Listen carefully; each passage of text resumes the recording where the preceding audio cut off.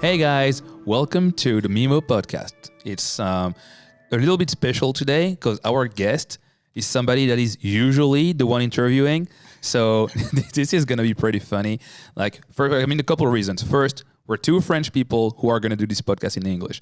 And so please bear with the accent and all that. I mean, it's the second time we do this. We're kind of getting used to it, but we believe it's better for the audience. So we're going to keep doing this in English. The second thing is that, the guest is Sam from Journal du Coin, which is like the leading crypto media in Western Europe and especially like in everything speaking French. He's going to tell you more about this anyways. But the good thing is that he's the guy running the news, and we're the one interviewing. So I'm kind of happy in this position right here. I'm going to be the same. What did your parents do in school and all that? We're going to be able to kind of reverse the roles. And I can see him laughing already. So that's cool. I mean, it's going to be relaxed and all that. Please do not expect anything too serious still. So, this is the Mimo Podcast and we're going to start. So first, Sam, who are you? It's always a funny exercise for me to be the interviewed person, but first of all, I'd like to... See, it's such an exercise that you can't even speak in the mic, man. I'm kidding. First of all, thanks for having me. I'm really humbled to be on that podcast, and I'll try to have some answers that are relevant for the audience, the community. So yeah, indeed, I'm Sam. We are Journal du Coin, which is... Western Europe would be quite an ambitious claim, but that we are the leading media for sure in any French-speaking country. We serve 2 million visits a month, at least these days. And we're also very proactive on other hubs, channels to YouTube, Telegram, and everything. A lot of shit posting on Twitter. So it's been working quite well, and we try to really venture into other aspects of only just making news, but also early stage investment, infrastructure. So we're trying to play around with everything. And it's been quite a fascinating ride. And yeah, I'm Sam. I'm 25. Been building this for 5 years. And that's pretty much it. Before we go to what the hell is this whole Journal du Coin thing and all that, you just mentioned you're 25, and you're reaching. You're a leader at 25 in your space, which is pretty cool. But how did you even get there? How did you even start with crypto? I know your story, so it's easy for me, but I think it's super relevant for anybody who's listening. How did this guy get there? What was Sam 5-6 years ago before crypto? What was this? Sure, it's a fun question. I was I first had that one friend who was telling me a lot about Ethereum back in the days. It was $1, a few dollars back in 2016, 2017, 2016, and Zcash just started its trusted setup ceremony. I remember very well. And I was just following this very closely, but I didn't dare, investing. I didn't have that much resource, and I was at med school. I kept on reading about it, and I had a very close friend which was buying some stuff on, the other side of the internet, and that really, fascinated me because I was there's this whole sub-economy that's, working. You can really settle exchanges and not being dependent on the traditional infrastructure.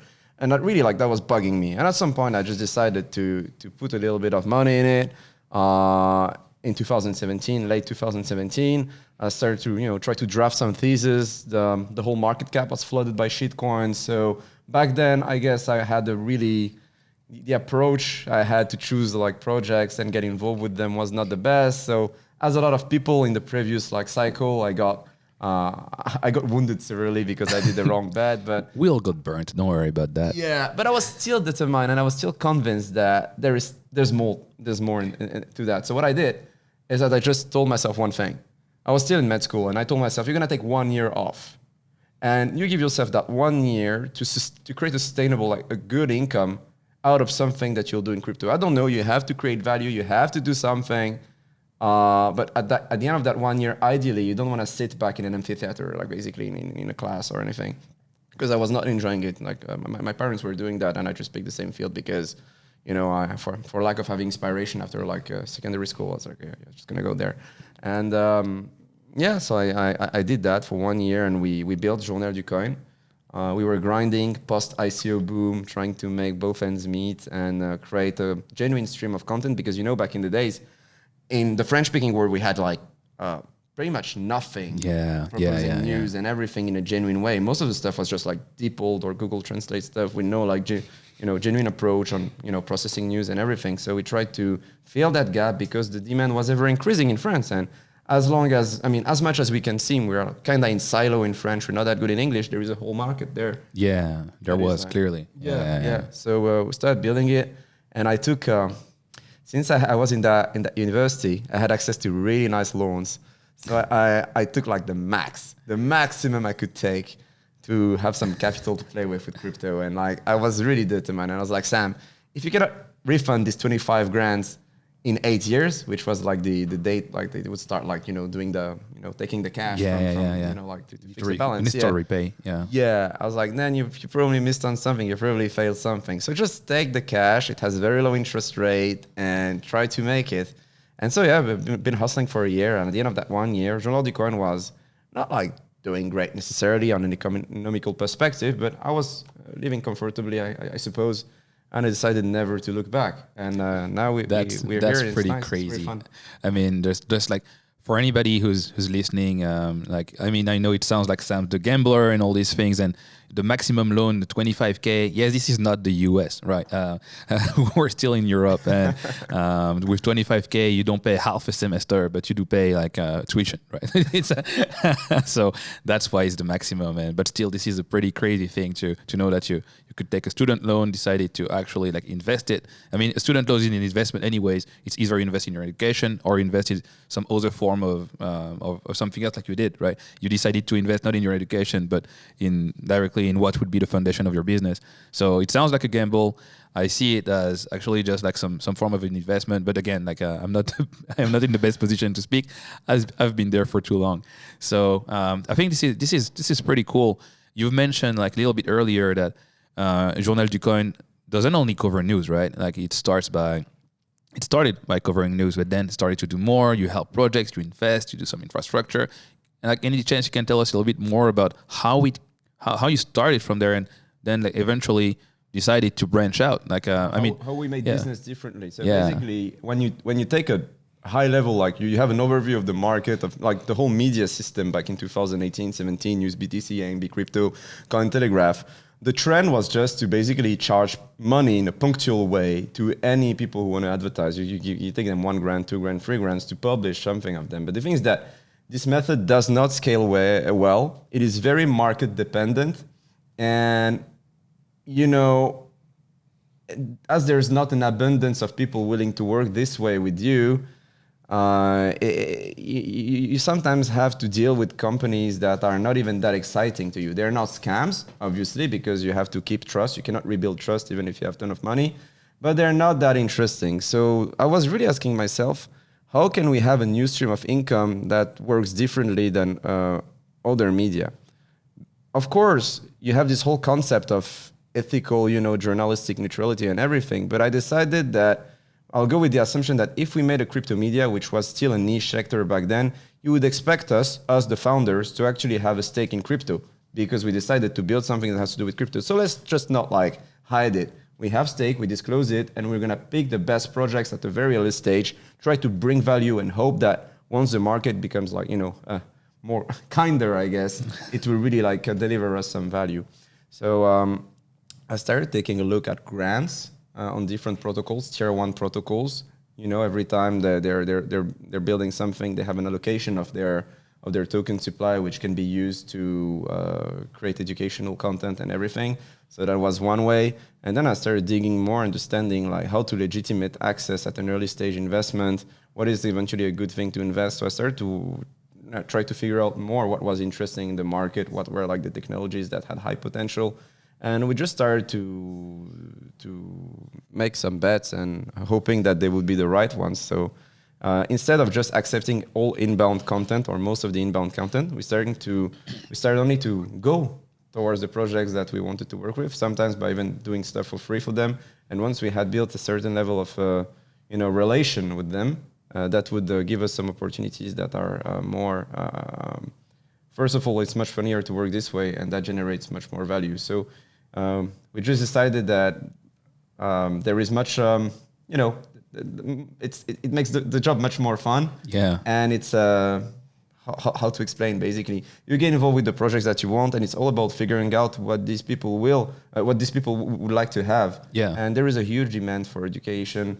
educational content, and tech writing also. And Yeah, so yeah. I figured out that tech writing and dev oriented stuff is like in extremely high demand, and I decided to have a makeshift team and started to deliver some content on that field, and that really created a new stream of income. Forgot to say that there's also affiliation when you run a media.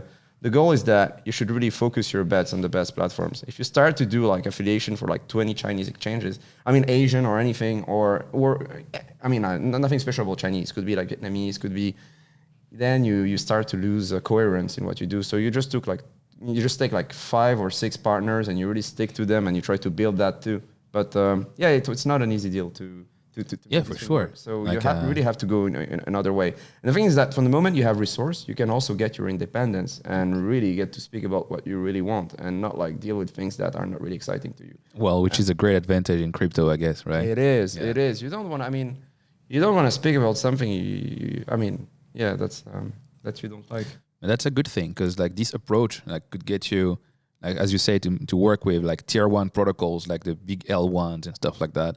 And I could see that you've also kind of scaled this approach to work also with DeFi protocols like us. I mean, in the end of the day, like we before becoming friends like we are today, we got introduced because like we were building some project that you found cool, and you were like, well, yeah, let's talk with these guys and stuff like that. And I could see that from the get-go. I mean, we talked to a ton of journalists, and from the get-go with you, I mean, in our perspective, it felt like we're not only talking to a journalist, we're not talking to the guy who runs the media. So we're not talking to the media with you. We're talking to some potential business partner. It was pretty clear that from the get-go, you were already into introducing other people, introducing like not only like, and it's not only other media and all that, you were introducing like lead developers and other protocols. I'm like, this is a hell of a media I'm talking with, man. This is already pretty convenient. We're like a fund, I guess, a consulting firm. But I don't know. actually, no. A phone book. To be fair, it does feel very similar to when you deal with a good fund. Like, you have those like kind of run-of-the-mill fund. They deploy capital. They give you some cash and you're happy, but they don't ask too many questions. But on the other hand, they don't help that much. And you have the good fund that go like, well, we're gonna give you that amount of cash at that valuation, but from now on, we're somewhat like working together. And it's not about having like a head, head over your shoulder, like looking at you like that. It's more about like, well, what do you guys need? You need hire staff? We'll be there. You need to find the guys in this company? We'll be there. And this is kind of the way you work with your companies. That's where we have an edge. So you have to understand that there was an inflection point in crypto markets where basically there was that one time where money was very scarce and you could pretty much enter in like nowadays tier 1 project. Just capital was enough to get on board. Yeah. And then at some point, I think it was after like DeFi summer, money really started to be abundant. Yeah, for sure. And at this point, everything that was rather relevant was pretty oversubscribed. And your only chance to maximize the only way to maximize your chance to get involved was to have something that goes beyond money. Yeah. You have to offer something that is beyond money in order to legitimate your right to invest on something that is very likely to appreciate. And I realized that we were in a pretty good position because we can bring value, whether it is through network, but also through creating like some good knowledge bases. We don't tell people to buy tokens. We're not into like doing that like charts and you're not chilling and like we don't do that. We explain you what that technology is and how to leverage it. So how to eventually like code on it and what are the good things. I mean, like what are the advantages for a developer, but also for casual users. We present you the thing and you make your own decisions. So there's not like that much of a moral case when you do that.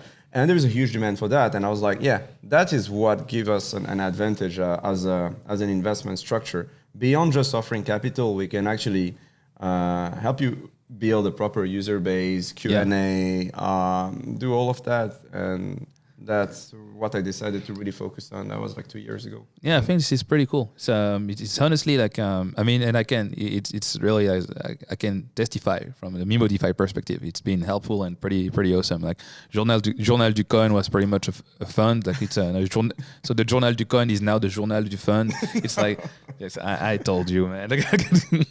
So like now that we're describing, I mean, it looks like we're describing a pretty complex structure. Like you have like some infrastructure, you have like some investment fund, you have we're called 8 decimals. Let's say like the head of the octopus is just 8 decimals. 8 decimals Holds Journal du Coin, Yeah. Holds BitConseil, which was another More of a consulting firm. yeah, kind of for like B2B, like boomer businesses in France. And then that was also doing like some research on, Austrian economics, the genesis of Bitcoin and all these kind of things. Right. Targeting another audience, basically. And Node Guardians is kind of part of 8 Decimals, but it's more of a standalone thing that's coming up. And yeah, 8 Decimals is what holds everything. It's a more agnostic name that refers to something more vague. Yeah. 8 Decimals as a reference to Bitcoin. To Satoshi, our friend. Satoshi. I see. I didn't know that 8 decimal was the el padre, right? It's really. Yeah. Okay, so how is it to work for 8 decimals? Like, somebody works for you, like work for you guys, wakes up in the morning. What do they do? Like, you don't have to describe me like every job at 8 decimals, but just like, what's the thing? Because I know you're somewhat distributed. You have an office. Like, what's the thing? Like, is it chaotic or is it like super organized and you have people to clock in, clock out? Like, what is it? I mean, our daily life. I mean, like each person at 8 decimals have a different like daily paper. Like, we have different daily lives, let's say. And I don't want to say that mine is very chaotic for sure, because I really love what I do. But it's hard for me to define the limit between like private and personal life. To me, it's like I'm playing a video game. I'm waking up. I'm playing StarCraft. I'm connecting to the server, and I'm just trying to build the product and like to find new, because at the same time while you're also building like the company, you have to get up to date with what's going on in DeFi. There's a tokamak thing going on, Klima DAO, Olympus. You just try to get up to date with everything, and it's really like time consuming because my daily life is really chaotic. I mean, I'm 25. I've lost my hair, I guess. Damn. Yeah. You refuse surgery and refuse minoxidil. This is your proof of going through a bear market. Like you went through it. I think it started going like when the market was getting like more dynamic, positive. I started losing them, but there's no like it's every day. Every day I wake up, and the nature of the stuff that I do on a daily basis can really change. So someday I can have calls with different, layer 1 or infrastructure projects to see how we can be relevant to them, how they can improve. I mean, like, sometimes to monitor what we've been doing in the past and see how we can resume. Then I can also be. I'm getting more and more away from content and news and everything. I don't do curation, or I have an amazing partner who's our editor-in-chief, right? Distributing the subjects and suggesting the subjects and structuring everything. So I'm not touching that much. Then I have live streams and podcasts. Yeah, that happens like 3 times a week. Damn. Yeah. Then I have it on Sundays and Thursday. Then there are also like the emails, you're structuring a fundraise, you're trying to see what are the incentive programs going on, how you can eventually. It's always like being on the lookout for what's going on. Then you shitpost on Twitter, that's easily consuming 20% of your day. I don't know. You see what drama is going on, so you keep up to date with Twitter. That's really like a black hole time-wise. What else? If you attend conferences, it can be very spontaneous. You fly, to Lisbon or to New York with a whole like audio video operating team, and you just try to find the best subjects, the best interviews that you can do. Sometimes you can just do accountancy. Accounting? You can do what else? You can. That sounds like a lot of things to do in a day, man. That's all. They have nothing to do. I run my own nodes also. Yeah, I know. I've been there, done that. I'm still doing that as well. Yeah, so I go. You sometimes have to put them up to date. But now we're having someone who's taking care of that.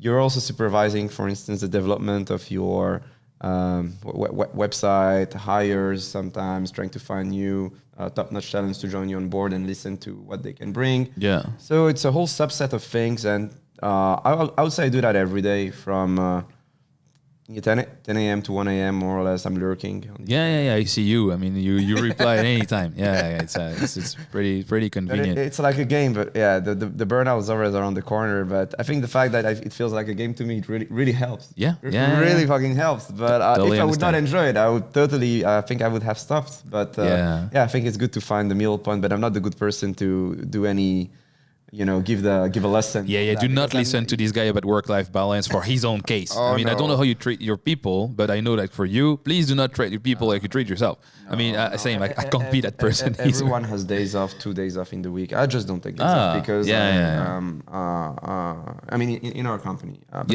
Myself, I don't take the days off because I don't know. I feel bad when I'm working. I know. I've been there and I know what it is. I had to force myself to take a day off. And when I take days off, the thing is that the people I'm hanging out with are the people I work with. So we end up actually working. So it's like, I mean, like when I take a day off, I'm hanging out with you, with Yas. I mean, that's okay. Is that really a day off? Like when you like still plan strategy all day and all that, that ain't no day off. No. So I understand. I feel you. Been there. You get me. So yeah. The answer is pretty messy, but guys, working in crypto is really amazing. Like my statement, what I've been saying doesn't mean that it's just chaotic and messy and super. Hey, you're a CEO of a leader in the market. This is going to be the same regardless of crypto. I mean, like Node Guardian is where like I really plan to act as a CEO full time, and like I really plan to focus a lot on that on the coming years. But if you're like, I don't know, a partner founding a company, it depends on, it's all about aligning interests. It depends also about how you're incentivized. But if you join also a top-notch company and you're really fascinated, I think it's this kind of field that is so fascinating and moving there's so much stuff going on that it's pretty easy to fall addicted and spend like the days and night into this and go beyond the 5 days a week. There are quite a few things to be addicted about. I mean, this is the thing that the space is recent enough. So you do feel like a lot of things are happening. Like no matter which field you're coming from, it feels like the path between something is happening and that thing is live, like between like research and, like experimentation and then like a production is like super short in crypto. But people do test in production sometimes, unfortunately, but it's all right. I mean, from what we see as an industry, it means like keeping up is like pretty tough. And like no matter who you work with, it tends to be like pretty. Yeah. It's impossible. I mean, if you really want to be good in one field, right now, I mean, I think that when the market, was a bit back in 2018, when it was a bit more. Yeah, the market was chill in 2018. Innovation was still like going strong. I remember Starkware was doing their like seed or Series A back then for 30 million. There was still like the seed of nowadays breakthrough technology being launched. Like you had some great companies like being proactive, but you could still more or less have a very holistic, exhaustive view of what was going on in the market and be more or less good at everything. Right now, there are so many axes of innovation that if you just want to be really good in DeFi, you only have to do DeFi. Because if you're like monitoring what's going on Solana, on Phantom, what's going on with Tokamak, what's going on with Ethereum, what's going on with DeFi 2.0, what's going on with all these chains, arbitrary layer ones, what's going on in the cross-chain space, it just becomes impossible to be really good. Like only like scaling Ethereum is a topic that it would take you 7 days a week to really figure out what's going on. Yeah. I mean, you have Maiden launching on Polygon. You have ZK Sync launching ZK EVM. You have Matter Labs launching ZK EVM. You have Starkware with like Starknet coming up. You have POS chain from Polygon. It just never ends. Like scaling Ethereum is just a topic that can take take your whole life. You can that's only one vertical of crypto. Yeah, or zero knowledge, just privacy. If you want to keep up with what's going on with privacy, smart contract platforms that are privacy ready and everything. Now it takes a whole agenda to be on at a decent level. So.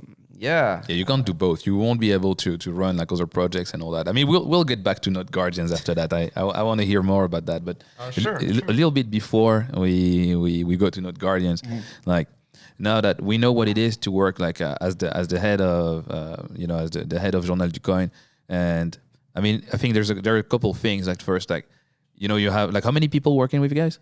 We are 40 people. All right. I'm not the CEO. We are a few partners. You have the CEO roles changes every year. That's true. We all have we all have like of course like we guide the company. The CEO function. And your governance. I don't live in France. It's also better for me not to be the CEO. The CEO. That's something that just happened in the studio. No, I see. Yeah. So. It's like as a founding member, as one of the leaders of Journal du Coin, like you. So you have 40 people working with you guys. Like where are they based? They're all like mostly based in France. So fun fact: our one of our partners is in French Polynesia, which is in the middle of the Pacific. Well, yeah. So thanks to that, we can really have a 24/7 coverage of what's going on, because when everyone sleeps in Europe, he's awake. Yeah. But all of us are from France. Most of the team, like 90% of the team, is from France. Yeah. Now some have shifted to Switzerland, not because of the market, I guess. Yeah. Some are in the in the United. No, most of the team, 80% of the team is in France. Yeah, I see. But distributed, we have a Slack where we communicate, settle, agree on everything. But some people are in the United Arab Emirates. Some people are in Switzerland. Some people are in Belgium. A bit of it, but the core of it is still in France, I'll tell you. That's pretty good. But distributed. We don't meet in an office. You don't have an office and all that. It's your office is a Slack channel. Yeah, I work from home 100%. Yeah, that's good. I mean, it's a way of life for us. It has been like that for us pre-pandemic, and now it's just like people are joining in the way we've been working so far. So that's pretty cool. But you've joined. I mean, as you said, like so part of your team is here in the UAE.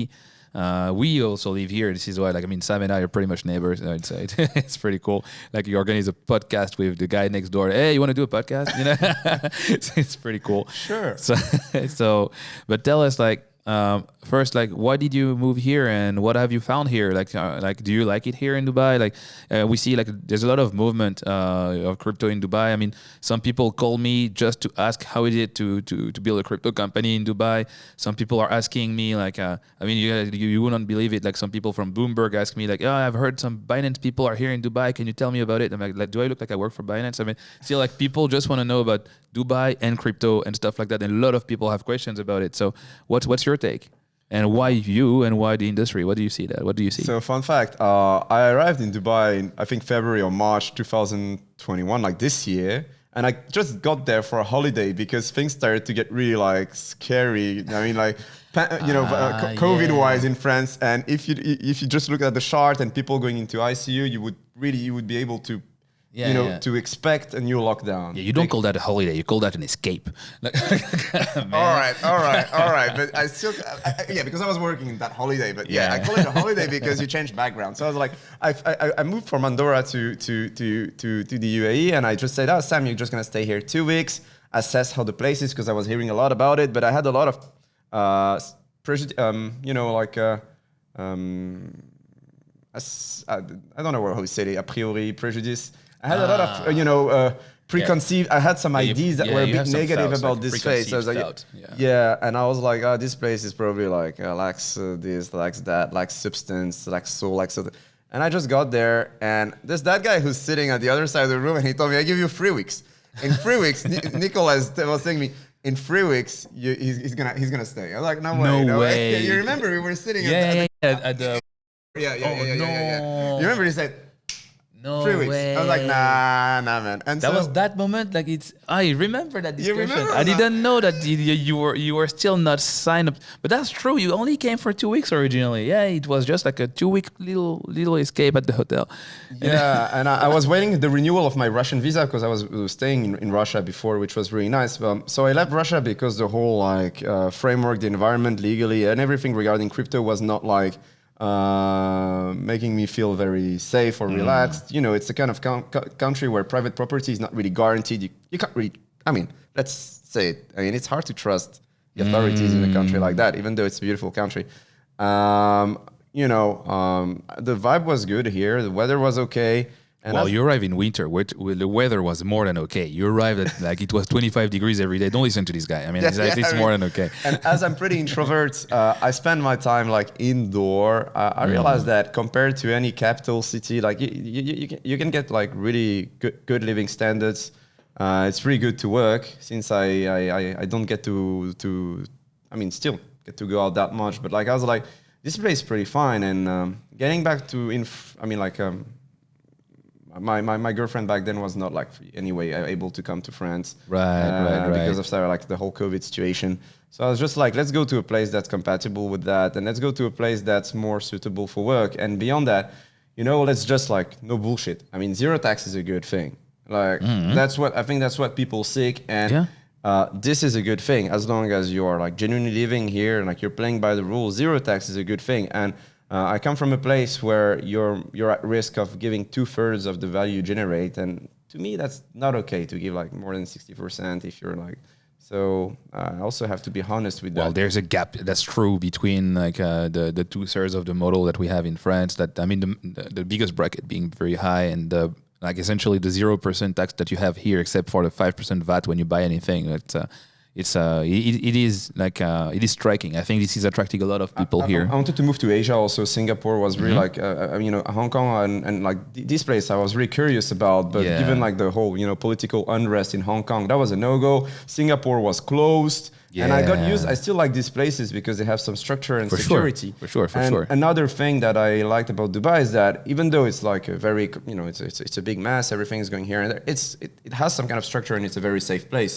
It's very safe. Yeah. I mean, you can park your car and not close the door. That's perfectly all right. Yeah, it is one of those places that make you soft. Like when you leave here, you get used to the place being so safe that when you go like when you leave this place, you start to kind of forget that it's not as safe everywhere. Like like we've both been in Japan, right? So you also have this feeling about Japan, and like here, that's very true. Like you have a few places like that make you feel like extremely safe. It's unreal how safe it is. I mean, I was in New York. I mean, regal city full of culture, anything. But coming from Dubai, I was still in shock. I was like, whoa! Overall, let's make it like to put everything together. It's a great climate most of the time in the year. It has high level of service, anything 24/7 and whatever. The tax framework, tax system is fine. It's easy to settle here. It is easy to settle here. You don't have to make that much of an effort. And it's rather safe. It's a good space basically to work, especially if you spend your time at home most of the time like working on something. This is pretty good. So it's very understandable. The airport is going everywhere. The airport it has the highest, I think. And the airport stays here. It's the planes that go. No, I'm kidding. I love it. Like Sam and I have a running jokes all over the place. No, overall good place. I mean. No, so it's just to add to what Sam is saying, not to promote Dubai too much, but just like what you're saying here. Is echoed by pretty much everybody we've met here, right? Like we meet a lot of people that come here and do this thing, like essentially like are really happy about the fact that it's easy to settle in, which creates a place where you would have a lot of fresh blood all the time, right? Because it's so easy to settle that a lot of people come. And if you couple this with the fact that it's not too expensive and that the taxes are low, you end up with some people who, well, let's say make enough money so that saving on taxes makes sense, and that tend to either run a business or work on something. Funny anecdote, yeah. In the city where I come from, I was running the Bitcoin meetup since 2017 with my nowadays partners, which I called Benoit. Maybe we'll see this podcast. And Benoit will see that. There was no one in this in the space like in my city. There was no one that was into. We were like probably 20 people who were like, let's say, intensely into like that much into crypto. Here, it's very casual to meet people who are like have pretty big roles in crypto, and I was just taking like a casual coffee like I do like a few days in the week in that like coffee shop like down my district down the street, and I keep hearing someone like speaking about Solana on a Zoom call in the coffee, and I'm like, no way. There's someone like who's founding an algorithmic stablecoin on Solana who happens to be like my neighbor, like literally like a pretty big protocol, and I'm like, no way. Like this is the kind of thing that has more, it's more likely to happen here. Yeah. I can connect much better. While where I was, there was no opportunity for networking, like zero. Yeah. It's what you're describing is what people would have said about, say, Silicon Valley, like when you're in big tech and stuff like that. Like you walk and you go to the Starbucks, the mythical story of that meeting your investor at the Starbucks because he's talking next door or something like that. He's talking at the next table. It is really the thing that people were saying. What you're telling me about how you met those guys is exactly like what we're hearing a lot about Dubai. But anyway, I don't want to talk too much about Dubai. I just wanted to, it's just a way to know you. Sponsored by Dubai Tourism Office, just for to say that. Do sponsored by the free zones and all that. So I'd like to come back on essentially what you're building now. I mean, you're constantly building, but essentially like Journal du Coin is taking the space, is taking some of your mind share. And I know that this is not the only project that's on your mind, because you've mentioned already like 5 times Node Guardian since the beginning. So please, like, let us know, what is Node Guardians? How do you come to think about this, and why is it taking so much of your time? Like, how did it come up to occupy some like space in this genius brain of yours? Not genius, but it's a tough question to answer, because I haven't done this exercise a lot, since it's a pretty fresh thing. Like that's, I mean, like, it's okay. Like, I disclosed it very recently. But yeah, so I decided to segregate this whole venture activity onto a new structure called Node Guardian. But beyond that, I wanted to get involved with infrastructure and really specialize into this whole tech writing and helping layer ones and protocols onboarding talents to build on their platforms or to build their platform with them. Because over the years, what I've noticed is that there is a never-ending demand for talent from all these protocols. There is a never-ending demand for more decentralization. Protocols are looking for highly available nodes running in order to back them up, because they're running decent infrastructure. You can get there is a huge economic opportunity, and fulfilling that opportunity, answering to that to this demand from all these projects is just good for Web3. So even if you do this with an economical, let's say, vision, you're just I think making Web3 better. So I just decided to make Node Guardian. Node Guardian is very simple. We run nodes on different blockchains, and we create a matching engine. Matching engine is gonna match layer 1 protocols or any third party with any of our devs or devs from all around the world. It's just gonna match them. So layer 1s and protocols can just add a mission on a technological tree, I call it the tech tree, and put a bounty on that mission. Then from the backend, they can see the applications from different profiles with reputation level. History, not reputation level. And they can just decide who they're gonna give the job to. This just creates a very healthy place to bootstrap tons of pages of documentation. And you do need documentation in order to onboard developers so they can have a chill experience building on that system. Beyond that, we run nodes, and we decided that we have an advantage that's pretty interesting. We can educate millions of users that we have to the implications of securing POS chains. So instead of just doing custody from funds or Deutsche Bank, $1 billion worth of I don't know which token, we are really involving a lot of participants on their infrastructure, and we're not giving a prescription. People are free. We explain them what happens, what are the risks and everything, and they can do non-custodial staking with us. So they keep their keys. So I think that's really healthy. It leverages the fact that we have the audience, and beyond that, I plan to gamify it. No, it's not a play to earn Node Guardian, but basically if you delegate on our infrastructure, there is a formula which makes you eligible to an airdrop. We don't take the 10 wealthiest people, but on each node we take the 200 biggest delegators, and we take 10 people out of this 20. We take 10 people out of these 200 people, and every month there's a snapshot, and they're eligible to an airdrop. And if they don't get it after 30 consecutive days, there is a little mathematical factor that increases their chance to have it. And once they get it, they get rebased. So we had something really interesting, and that token, beyond just being a governance token, it would be a bit cringe to launch a governance token only at peak market, is what really fuels the platform and the matching engine. You need to use this currency to incentivize the users. And there are a lot of other settings that I cannot describe yet that are really interesting. So it's just a product for my partners. I kept on hearing the same complaints from protocols, layer 1s, infrastructure protocols, DeFi protocols.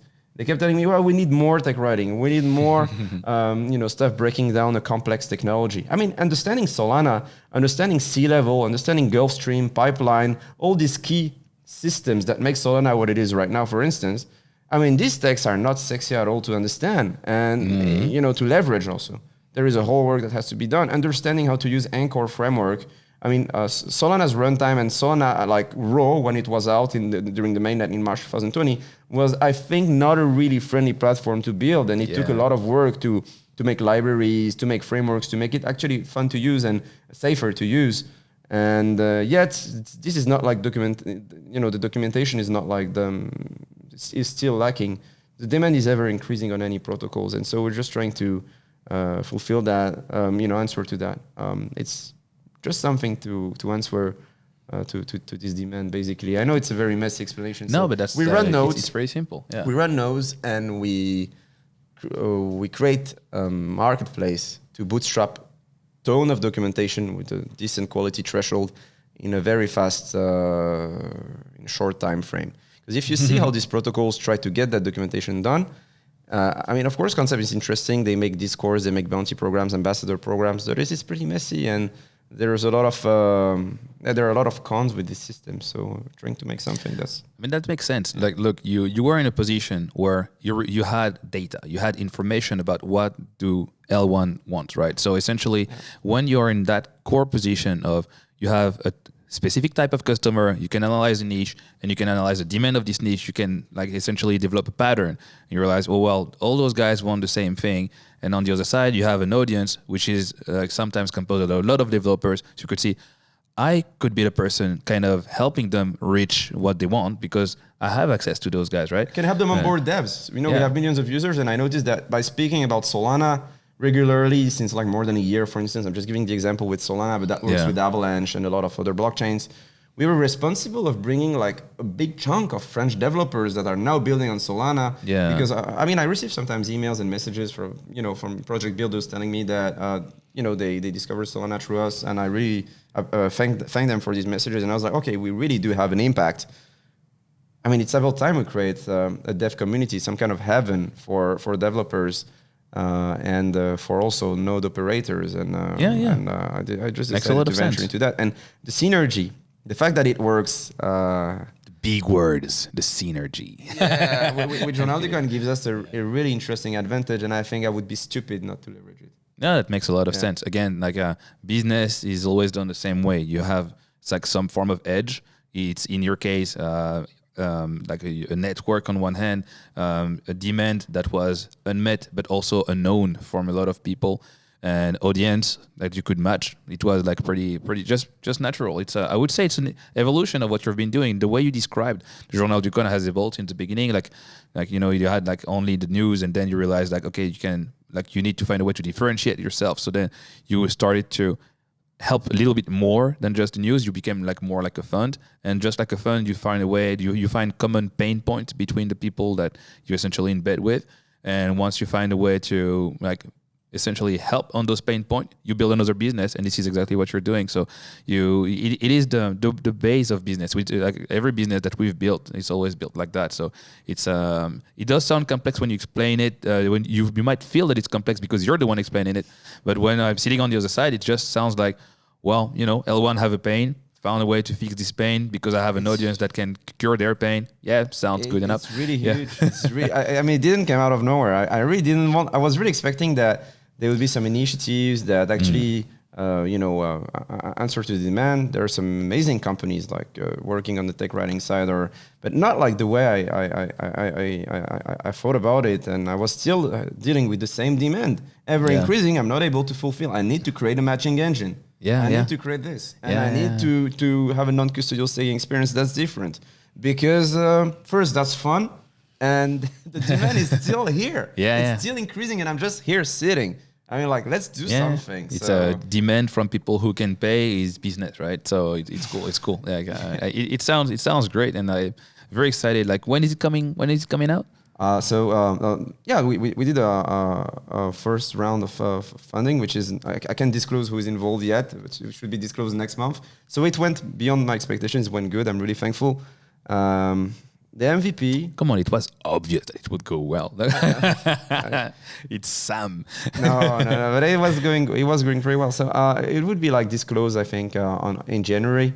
MVP, I was targeting like March, but I think that my co-founders, when they heard March, just started like staring at me with big eyes, and they're like, "Oh fuck, he's doing it again!" Wow. Like so short. I mean, like let's be more realistic. Maybe it might take like a few more months. So I'm not rushing. I really want to have good execution, make it the simplest product initially. Even if we need more time to do it well, it's okay. We'll be patient. But I'm really aiming at having that released in the first semester of 2022. Yeah. And we'll see how we take it from there. But a lot of work ahead, but it's gonna be a lot of fun. Yeah, sounds good. I mean, I'm pretty excited. I know a lot about the project that was not told here, just because we have lunch pretty often and we live very close. But you guys you should like look into this. It's very exciting. And again, like if you want to contribute or help or exchange with me, just feel free to send a DM. I'll be super happy talk with you guys. If you have some ideas on how to, you wanna just wanna engage with us. I'm 7/7 like replying. Yeah. As he can say, this guy has no concept of his own work-life balance. So if you want to know something, like just message him. Like he will be replying, like for the sake of his own health. Well, yeah, you said it. Basically. That's good. And a quick question just before we go, because it's it's been almost like 45 minutes. Like we just would like to know, like where do you see the space like going? Because you have such a unique position in the space that you've seen like actors coming in, come out, like you've seen companies like essentially like come and go, and like even though you only came at the previous cycle of 2017, you have seen, well, you have survived the bear market at the expense of your hair, as you mentioned earlier, but you have survived the bear market and you are now thriving in this amazing market that we're seeing today. What do you think? Where do you think we're going in, like, say, 5 years?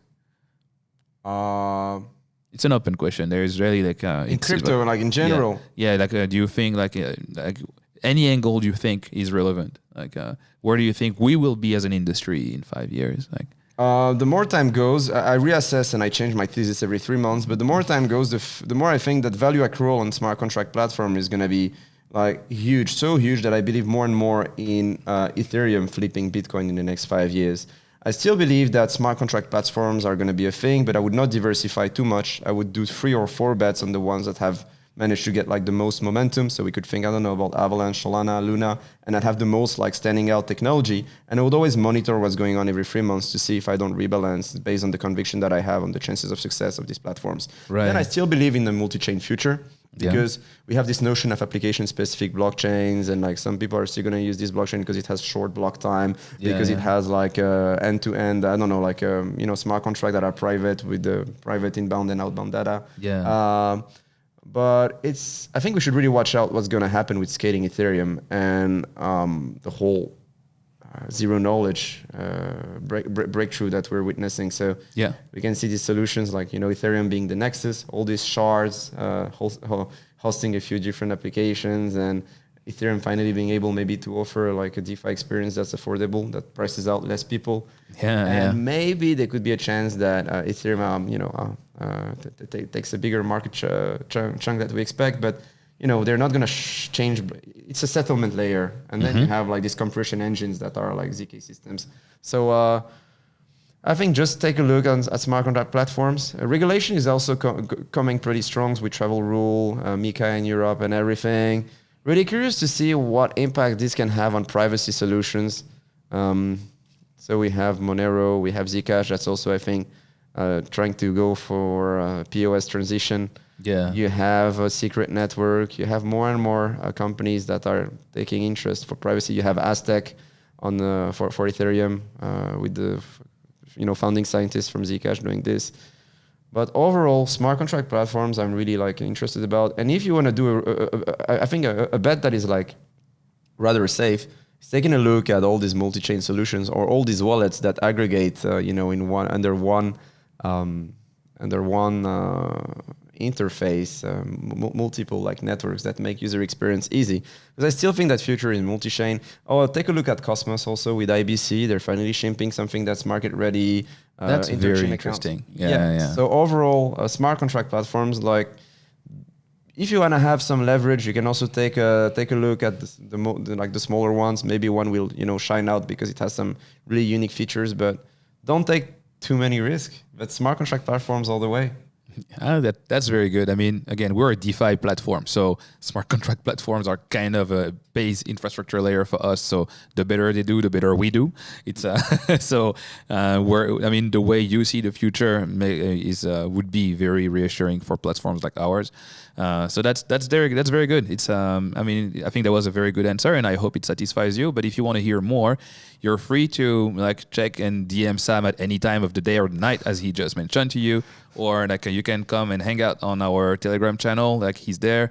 It's cool. Follow us on Twitter, follow us on Telegram.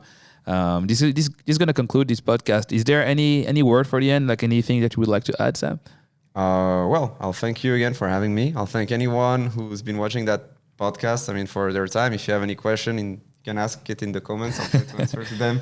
And I really excited. I mean, like, really exciting. It's really exciting to see what Mimo is gonna deliver the next year. I mean, I know it takes. Yeah, you know a little bit more than the rest of the people. Please don't spoil the audience, but this guy knows way too much about what's going on. I mean, so I'm really curious to see how it unfolds, and I'm just thankful overall. Yeah, I mean, awesome. the sun is shining, everything is good. Yeah, everything market is seems very correct. good. I mean, things I have to say, like we have to thank Sam for a couple of things that are coming onto Mimo, like in the coming weeks and months. Like he's been honestly like helpful, and I'm not talking media perspective. Like literally, like we're deploying on a chain, and we had access to some developers thanks to him. And essentially, before even running Nord Guardians, this guy has been solving the problem. So I think that's a testimony to how much value that thing can bring in. Again, he knows way too much about Mimo, so I'm gonna have to stop him here before he spoils our next features. But it's I'm not censorship resistant. I mean, I'll let him censor the end of the podcast. I can't say much. All right, amazing. Well, thank you very much, Sam, and please tune in to have more information about what we're doing. Mimo DeFi on Telegram, Mimo DeFi on Twitter. We're there. Like the community is very active, and there's. As always, last word, we're still hiring. If you want to work in DeFi, or I'm pretty sure they're hiring as well. So if you want to work in a platform that helps L1 solve like their key problem of attracting developers, we're both hiring. And please reach out, like tech@mimo.capital. Any email address for you?